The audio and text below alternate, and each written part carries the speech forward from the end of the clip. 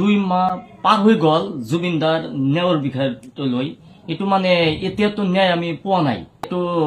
ন্যায়ৰ বিষয়ত আপুনি কিবা ক'ব নেকি আসলতে চাওক ন্যায়টো প্ৰদান কৰিব আদালতে ন্যায় প্ৰদানৰ দায়িত্ব হল আদালতত বিচাৰ হ'ব সেই বিচাৰ হৈ সাক্ষীবাদী হ'ব সাক্ষীবাদী হোৱাৰ পিছত হে ন্যায় দিব কিন্তু এই যে আদালতে যে বিচাৰ কৰিব ইয়াৰ কাৰণে তদন্তৰ প্ৰয়োজন তদন্ত কৰিব এটো মানে পুলিশ বিভাগে গতিকে অসম চৰকাৰে ইতিমধ্যে পুলিচৰ হাতত দায়িত্ব অৰ্পণ কৰিছে অসম চৰকাৰে SIT গঠন কৰিছে জুডিচিয়েল ইনকুৱাৰী মানে হেতু গঠন কৰিছে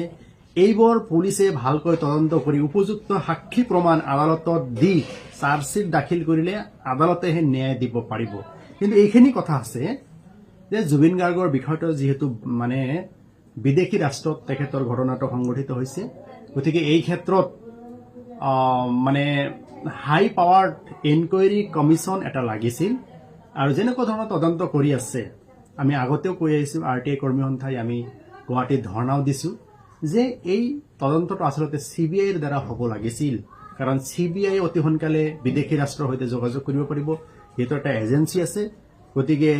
CBI ৰ দ্বাৰা তদন্ত কৰিলে জুবিন গাৰ্গৰ ন্যায় পোৱাটো আমি 100% মানে নিশ্চিত আছিলো যে জুবিনৰ যিবিলাক অপৰাধী হিয়তে ন্যায় পাব ঠিক আছে আপনাকে ধন্যবাদ যাও ঠিক আছে ধন্যবাদ